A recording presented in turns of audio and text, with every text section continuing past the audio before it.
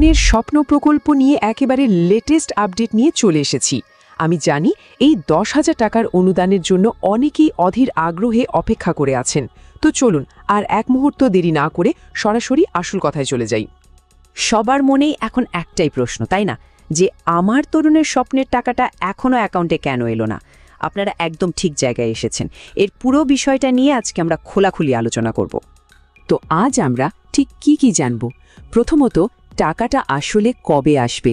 দ্বিতীয়ত, কেন এত দেরি হচ্ছে? নতুন নিয়মকানুনগুলোই বা কী? টাকা পাওয়ার পর প্রমাণ হিসেবে কি থাকবে? আর হ্যাঁ, ভুল তথ্য থেকে কিভাবে বাঁচবেন এবং এরপর আপনাদের কি করণীয় সেই সবই জেনে নেব। চলুন তাহলে যে প্রশ্নটা সবার মনে ঘুরছে সেটা দিয়ে শুরু করা যাক। টাকাটা ঠিক কবে পাওয়া যাবে? দেখুন, আমাদের সবারই কিন্তু একটা আশা ছিল যে গত বছরের মতো এবারও 25শে ডিসেম্বরের মধ্যেই টাকাটা অ্যাকাউন্টে ঢুকে যাবে। কিন্তু এবারের পরিস্থিতিটা একটু অন্যরকম। আর এটাই হলো এই মুহূর্তের সবচেয়ে বড় আপডেট। 2025 সালে টাকাটা দেওয়া হচ্ছে না। নতুন যে সম্ভাব্য তারিখটা জানা যাচ্ছে সেটা হলো 2026 সালে জানুয়ারি মাস। ধরে নেওয়া যায় জানুয়ারির প্রথম বা দ্বিতীয় সপ্তাহের মধ্যেই সবাই টাকা পেয়ে যাবেন। এখন স্বাভাবিকভাবেই মনে প্রশ্ন আসছে যে এই দেরিটা কেন হচ্ছে? এটা কি কোনো সমস্যার জন্য? সত্যি বলতে না, বরং সরকার এবার পুরো প্রক্রিয়াটাকে আরও অনেক বেশি সুরক্ষিত করার জন্যই এই অতিরিক্ত সময়টা নিচ্ছে।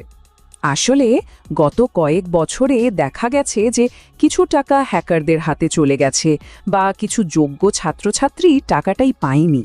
এই সব জালিয়াতি আর হ্যাকিংয়ের মতো সমস্যাগুলো আটকাতেই এবার নিরাপত্তা অনেক বাড়ানো হয়েছে। নতুন করে সবটা যাচাই করা হচ্ছে যাতে টাকাটা একদম সঠিক ছাত্র বা ছাত্রীর অ্যাকাউন্টেই পৌঁছায়। আর এই দেরির পেছনে আরেকটা বড় কারণ হলো পুরো প্রক্রিয়াটা এবার বদলে ফেলা হয়েছে।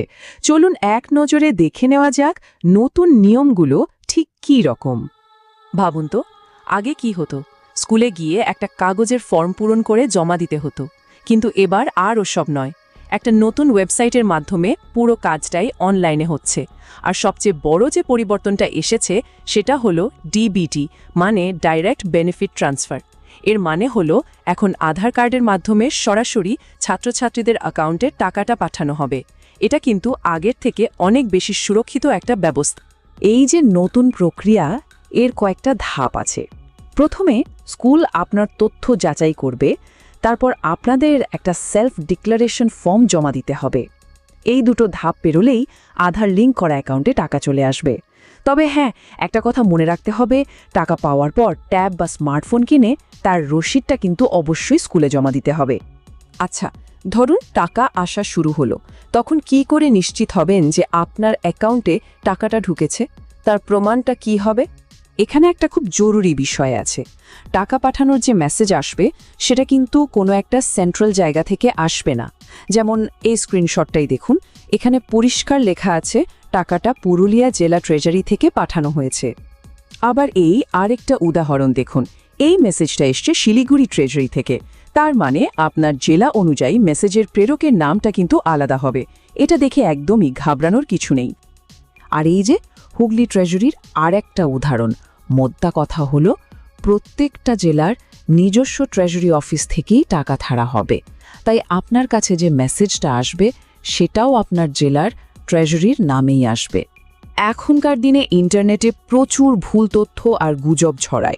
চলুন এরকমই একটা বড় গুজব নিয়ে কথা বলা যাক, যাতে সবাই সাবধান থাকতে পারেন।